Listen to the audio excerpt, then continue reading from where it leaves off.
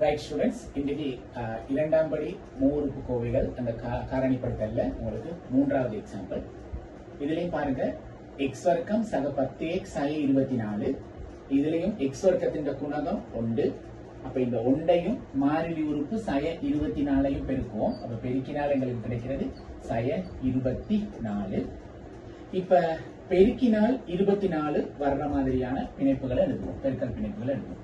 அப்ப ரெண்டு நம்பரை பெருக்கினால் 24 வரணும்னா 1 பெருக்கல் 24, அடுத்தது 2 பெருக்கல் 12, அடுத்தது 3 பெருக்கல் 8, அடுத்தது 4 பெருக்கல் 6. இது எல்லாத்துலயுமே 24 வரும்.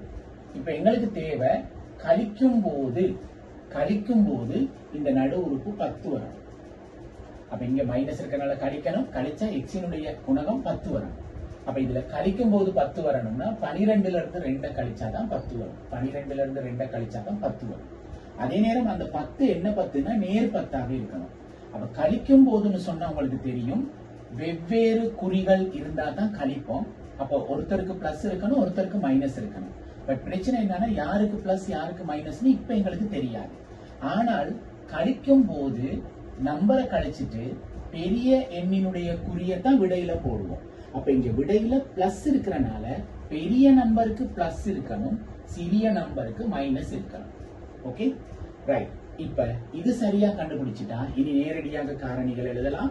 முதலாவது காரணி x சக 12, அடுத்த காரணி x சக 2. இதுதான் இந்த கோவைக்கான ரெண்டு காரணி.